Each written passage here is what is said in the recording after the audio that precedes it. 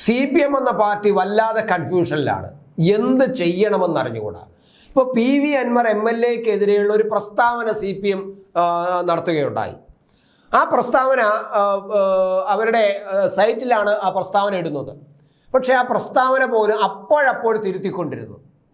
ഒരിക്കൽ അഭ്യർത്ഥിക്കുന്നു എന്ന് പറയുന്നു PV അൻവറിനോട്, ഒരിക്കൽ തിരുത്തണമെന്ന് പറയുന്നു. ഇങ്ങനെ പല തരത്തിൽ, അതായത് PV അൻവറിനോട് എങ്ങനെ ഇടപെടണം, അയാൾ എങ്ങനെ പ്രതികരിക്കും, അയാളോട് പറയുമ്പോൾ കമ്മ്യൂണിസ്റ്റ് ശൈലിയിൽ കമ്മ്യൂണിസ്റ്റിന്റെ കേഡർ സമ്പ്രദായം അനുസരിച്ച് അയാൾക്കെതിരായിട്ട് സംസാരിക്കാനുള്ള ധൈര്യമോ ആർജവമോ ഈ CPM എന്നുള്ള പാർട്ടിക്ക് ഉണ്ടായിട്ടില്ല.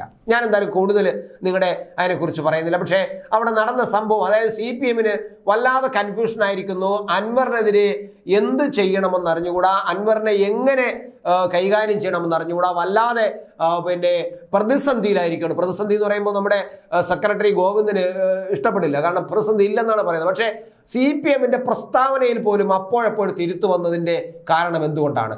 നേതൃത്വം പറയേണ്ടതാണ്, അത് പ്രതിസന്ധിയാണോ അല്ലയോ. എന്തായാലും PV അൻവർ MLAക്കെതിരെയുള്ള പ്രസ്താവന CPM തിരുത്തിയത് നിരവധി തവണയാണ്.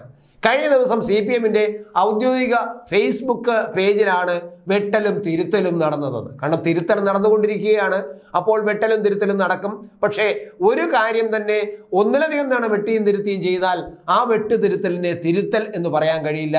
അത് ആകെ പ്രതിസന്ധിയാണ്, പ്രശ്നമാണ് എന്ന് മാത്രമേ പറയാൻ കഴിയൂ.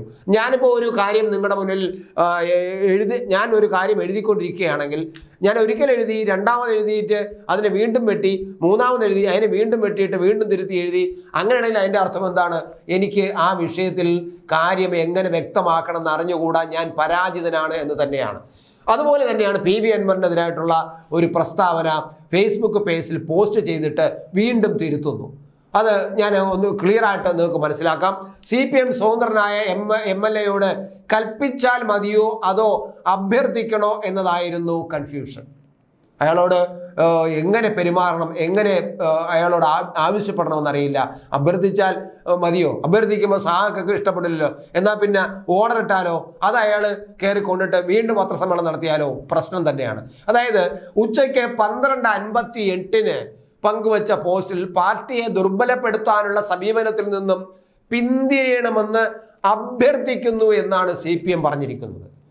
12:58 ഇട്ട പോസ്റ്റിൽ അഭ്യർത്ഥിക്കുന്നു, പാർട്ടിയെ അപകടപ്പെടുത്താനുള്ള ശ്രമത്തിൽ നിന്നും പിന്തിരിയണം എന്ന് അഭ്യർത്ഥിക്കുന്നു എന്നാണ്. എന്നാൽ 1:57 ആയപ്പോൾ അഭ്യർത്ഥന വെട്ടി വെറും പിന്തിരിയണം എന്നാക്കി.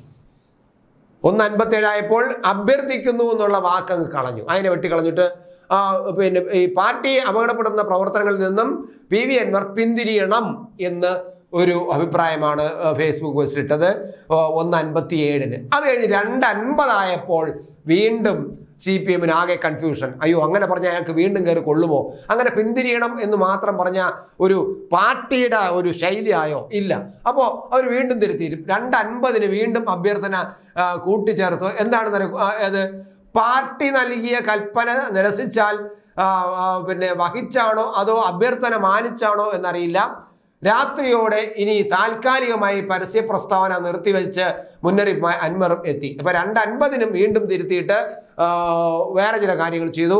എന്തായാലും അൻവറിന് ഇങ്ങനെ CPMനകത്ത് തന്നെ CPM എന്ന് പറയുന്ന പാർട്ടിക്ക് ഔദ്യോഗികമായിട്ട് തന്നെ തന്നോട് പറയുന്നതിൽ വല്ലാത്ത വിഷമമുണ്ട്, ആകെ കൺഫ്യൂഷനാണ്.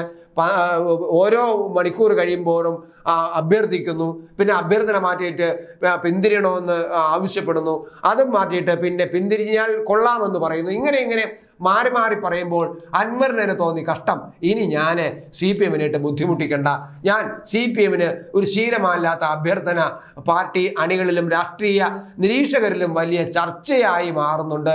എന്തായാലും അതുകൊണ്ട് ഞാൻ അതങ്ങ് നിർത്തിയേക്കാന്ന് പിണറായി പറയുകയും ചെയ്തു. എന്നാലും ഒരു കാര്യം നമ്മൾ നിർത്തിവെക്കാമെന്ന് അൻവർ അങ്ങ് തീരുമാനിച്ചു. ഞാൻ ഇനി പാർട്ടിക്ക് എതിരായിട്ടൊന്നും പറയുന്നില്ല എന്നങ്ങ് തീരുമാനിച്ചു. അത് CPMനെ ഒന്ന് ഇത്രയും കൺഫ്യൂഷൻ ആയപ്പോൾ ഇനിയും ബുദ്ധിമുട്ടിക്കണ്ടെന്ന് വിചാരിച്ചുകൊണ്ടായിരിക്കാം.